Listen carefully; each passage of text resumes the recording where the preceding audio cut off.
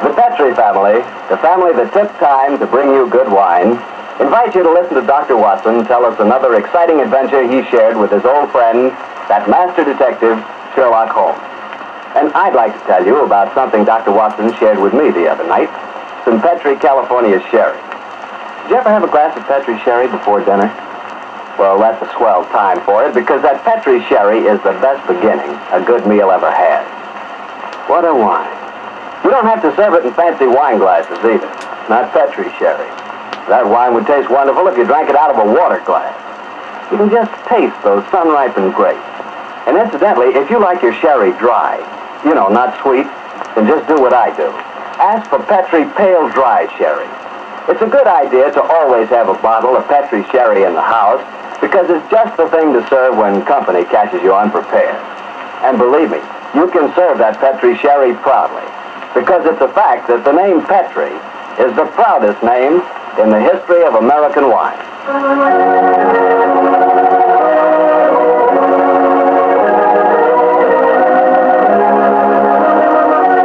And now let's visit with our good friend, Dr. Watson. I know he's expecting us.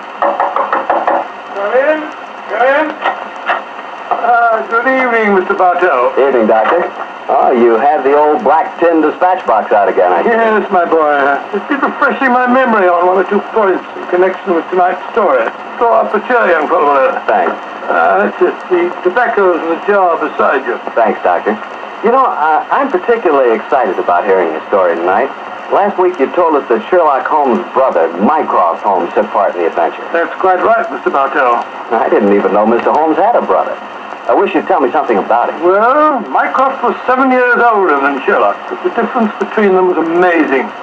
While Holmes was lean and consumed with a burning energy, his elder brother was fat and lazy. And yet Holmes has often told me that Mycroft was his superior in powers of observation and deduction. Well, now that you've thoroughly whetted my appetite, Doctor, how's about it? Very well, my boy. Now, I suppose this story really began in Mycroft Holmes's room at the Foreign Office in London. Though I've said that he was a lazy man, he did hold a position of considerable importance. In fact, you may remember that on more than one occasion, Holmes has said Mycroft is the British government. But to get back to my story. So on a June morning in 1912, just before the First World War, that a young man in the Foreign Office named Guy Travers stood talking to Mycroft Holmes, who sat sprawled in an armchair before him, his feet resting on another chair, his cupped hands cradling his ample stomach. I say, Mr. Holmes, you haven't gone to sleep, have you, sir? No, Travers, I'm not asleep. I'm just waiting for you to get to the point. Well, sir, the point is that I'm on the track of a most elusive female spy. Dear me, how exhausting. She's dangerous, sir. Very dangerous. She's not only a collector of information, but a sort of central clearinghouse of military secrets as well. You seem to be a little young, Travers, to be on such a case. I asked for the assignment, sir. Why? Female spies aren't as glamorous as they sound, you know. No one knows that better than I do, sir. You see, my brother got mixed up with this girl 2 years ago. He was cashiered from his regiment and committed suicide. I'm sorry, Travers. Tell me what you found out about her. You say you've been on her track? I've traced her to a number of seaside towns, but she keeps slipping through my fingers. Have you a list of the towns? Yes, sir. Here you are. No. You read them to me. Well, I first got on a track at Torquay. From there, I trailed her to Weymouth, Bournemouth, Portsmouth, Bognor, Worthing, Hove, Brighton, and... I trust you drew the obvious conclusion. I think I did, sir. Several of those towns are naval bases. No. The list you just read me is a recognized theatrical circuit. Oh, I never thought of that. The simplest way to track down your spy is to find whether she was appearing in either a play or variety act in all of the towns on the dates covered by your inquiries. Yes, Mr. Holmes, I'll do that at once, and then I'll report back to you. Oh, very well, if you must. Close the door quietly, won't you? I'm confoundedly sleepy.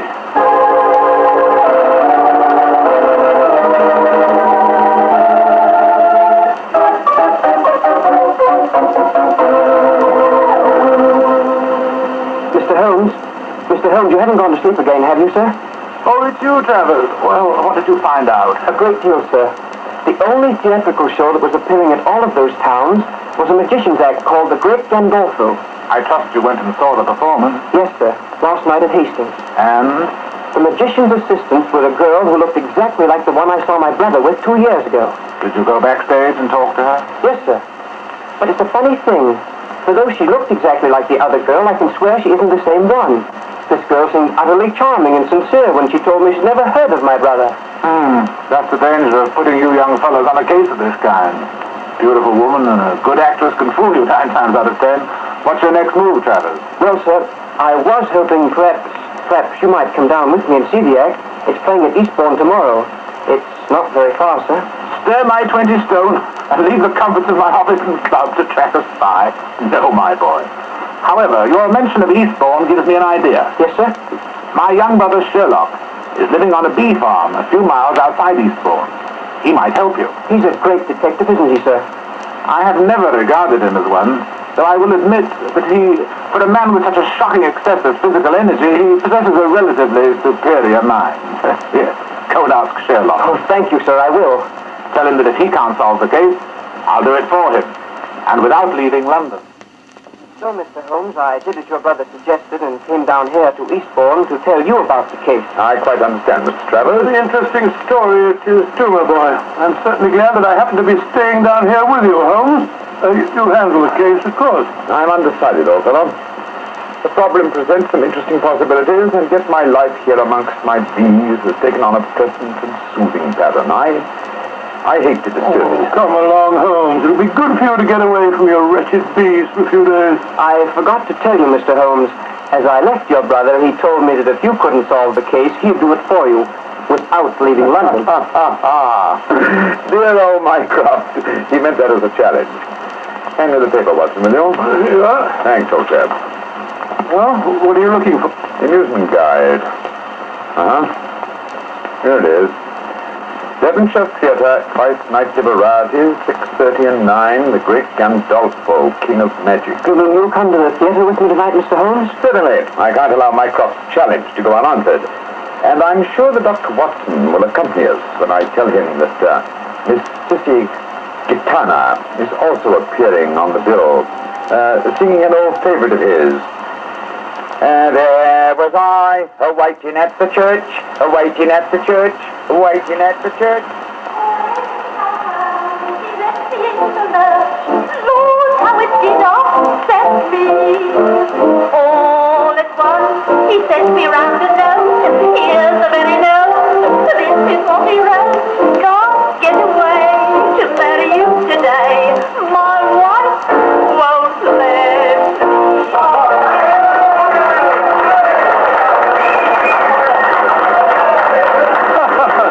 Most entertaining woman, the Sister Gitana.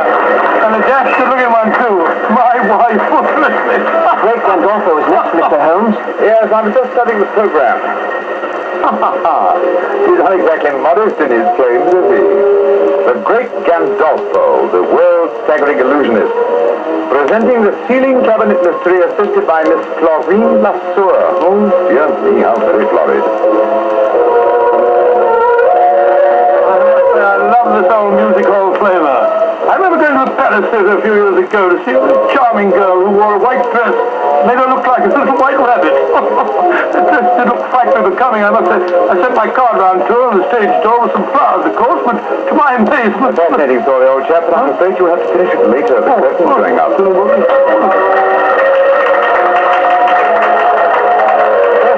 That's the Great Gondolfo.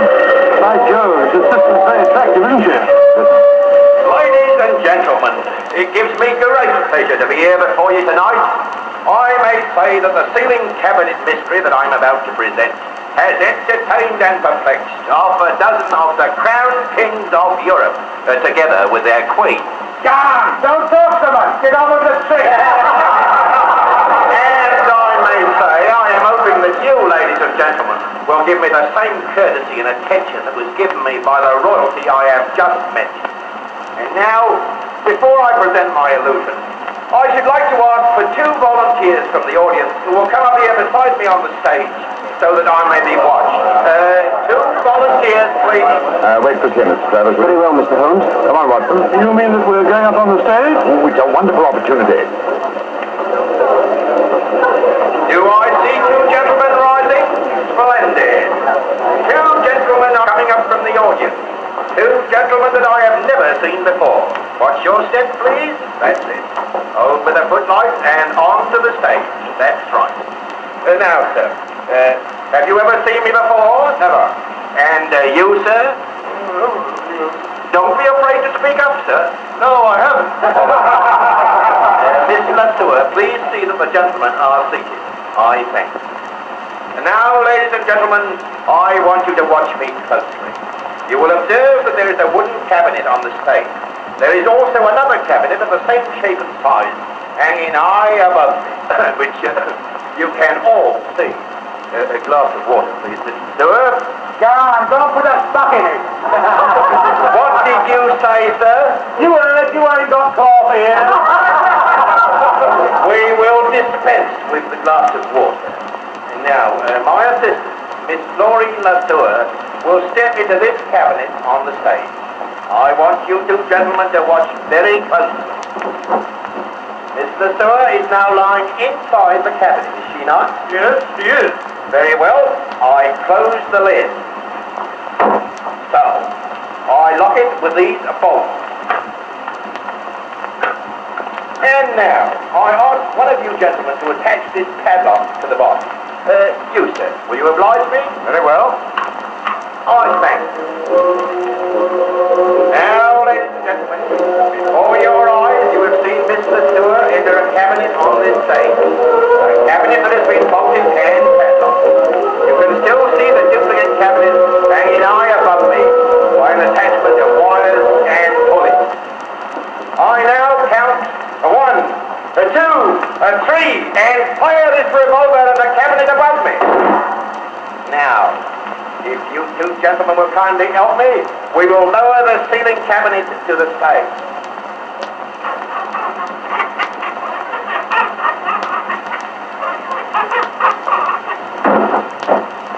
You will notice that this cabinet is also bolted and padlocked. I will ask one of you two gentlemen to unbolt it. I thank you, sir.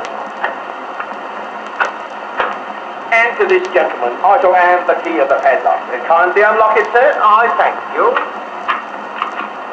And now, if you will both raise the lid of the cabinet, I thank you. And here, ladies and gentlemen, is Miss Florine Latour.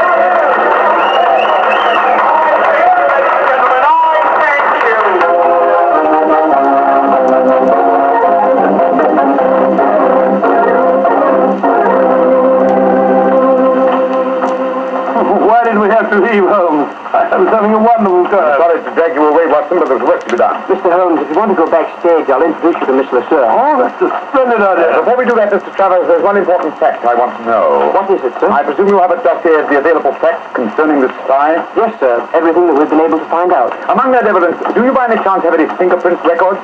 Yes, sir, I do. Splendid. Then we'll go at once to the nearest police station and compare the fingerprints on this glass with those in your possession. Where did you get that glass, Holmes? You remember that Miss Latour, before she entered that cabinet on the stage, handed Gondolfo a glass of water. You mean that's the glass? Why else should I be carrying a drinking glass with me, old chap? Very neat, Mr. Holmes, and right under the nose of a magician, too. Well, I'm not exactly inept at the practice of legerdemain myself, Mr. Travers. Come on, let's have a talk with that local fingerprint expert.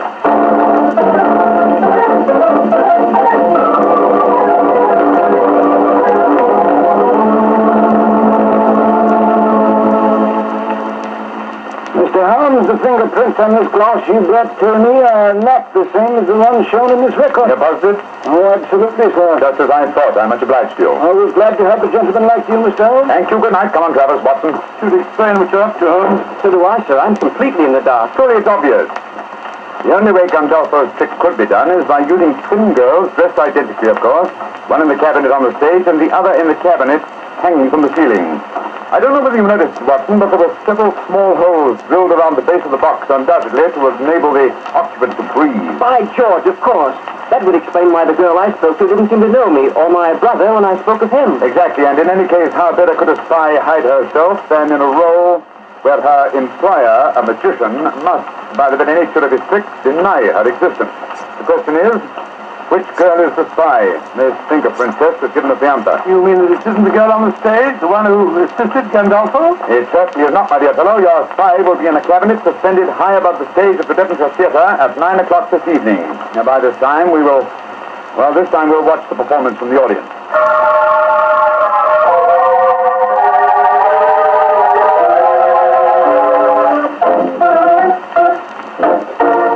Watch me closely, ladies and gentlemen. There is no deception. 1, 2, 3. Now, if you two gentlemen will kindly help me, we will untie the rope and lower the ceiling cabinet to the stage. Holmes, we mustn't let her get away. Don't worry, old chap. Keep your eyes skinned, though. They have a spy for us. I will now ask one of you two gentlemen to unbolt the cabinet. I thank you, sir. And now, if these gentlemen will take the key and unlock the padlock, I thank you, sir. I thank you. And now, if you will both raise the lid of the cabinet. And here is Miss Doreen LaSewer. Mr. Seward, step out, please.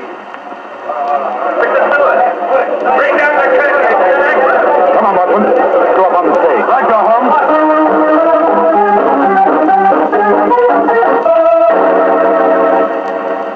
What happened, sir? It's Mrs. Seward. She's been injured. I'm a doctor. Let me look at her. I'm afraid she's beyond the help of doctors, Watson. Look at that bullet wound in her head. She's been murdered.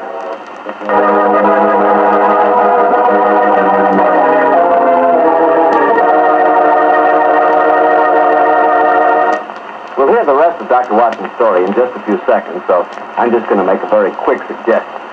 If you like good food, and who doesn't, you'll find that good food always tastes better when accompanied by a good glass of Petri wine. And Petri makes wonderful mealtime wine.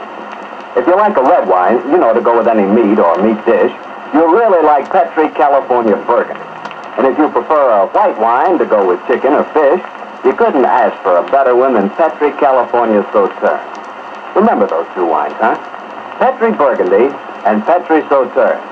They're Petri wines, so you know they're good.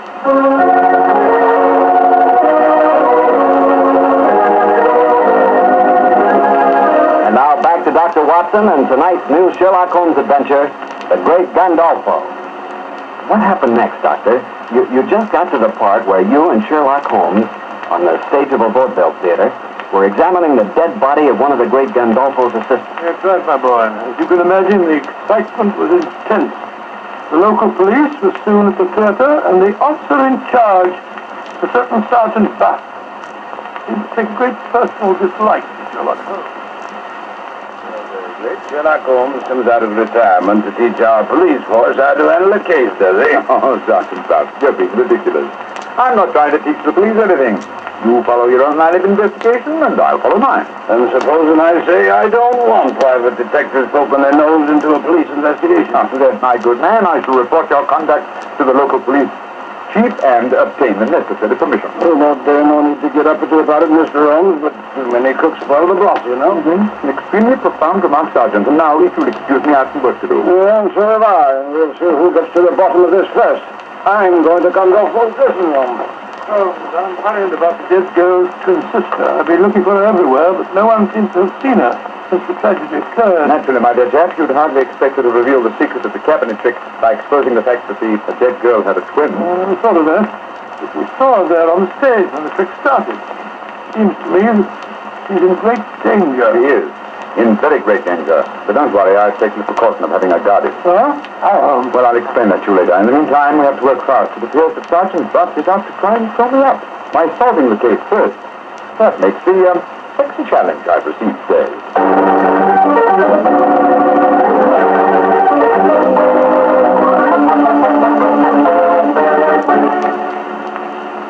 Well, Mr. Holmes, how are you getting along? Splendidly, thanks. And you? Oh, I'm beaten. I don't mind admitting it. I thought at first the one man it couldn't be was Gondolfo because he was on the stage all the time. But then it seemed to me that he might have fired a live bullet when he shot at the box in the ceiling. But the angle from the stage wouldn't coincide with the bullet hole in the bottom of the box, Sergeant. That shot must have been fired from the audience below. Mr. Holmes, you know who did it, don't you?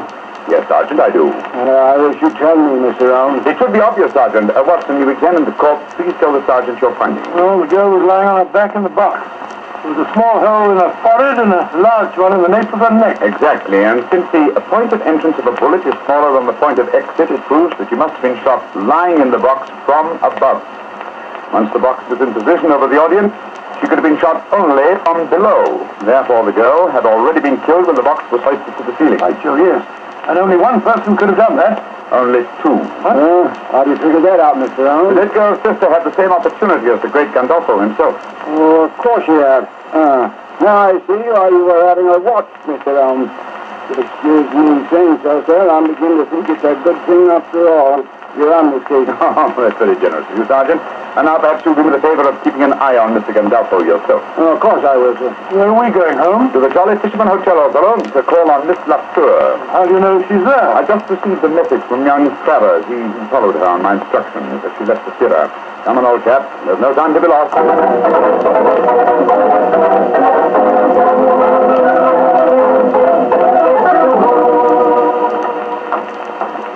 There you are, Travers.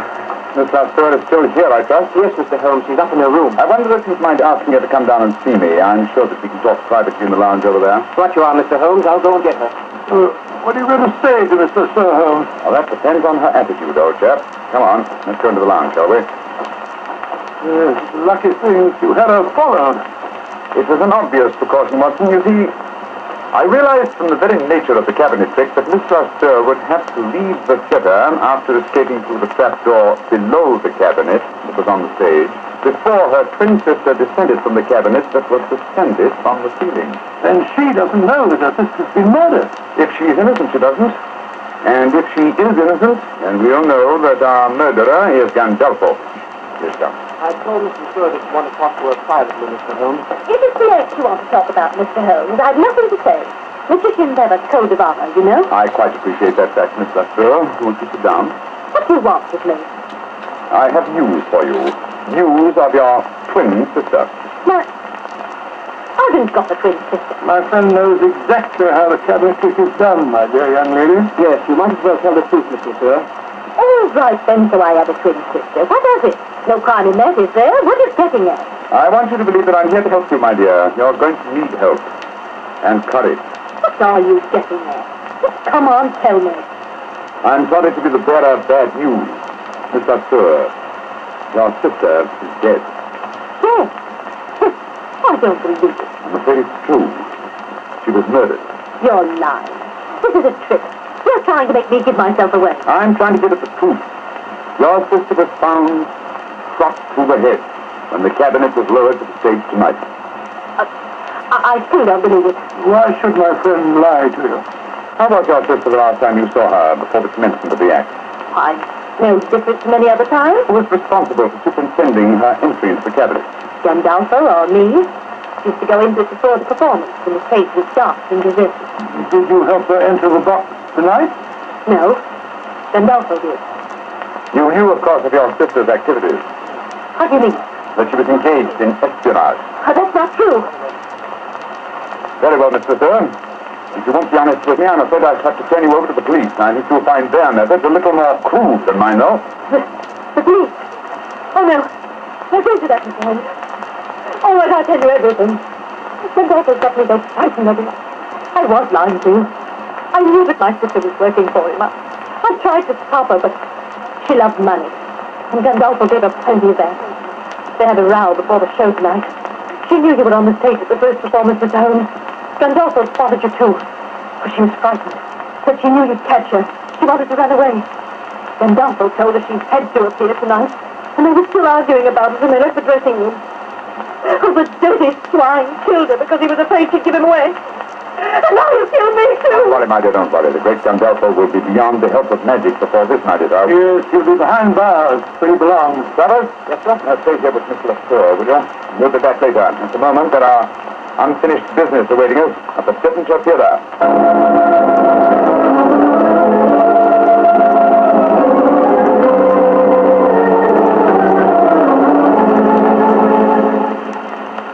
Well, Mr. Holmes, I can't tell you how grateful I am. Gondolfo safely in prison thanks to you, and And now you tell me you don't want no credit in the case. Oh, my dear Sergeant. I'm really a bee farmer, you see. In any case, I want to restore your faith in private detectives. The next time you meet one, I'm sure you won't so unfriendly, shall I say? I'm humble, sir. I'm very humble, and I thank you very, very kindly for all you've done. And, by the way, this telegram arrived for you to theater while you were away. Here you are, sir. Oh, thank you, Sergeant Bob. No, sir. It's me that should be thanking you, sir. Who on earth knew that you were at the theater tonight? We'll soon find out. Huh? What does it say, Holmes? It's from my brother, Mycroft. Mycroft? What's he going to say? Oh, it's really quite humiliating.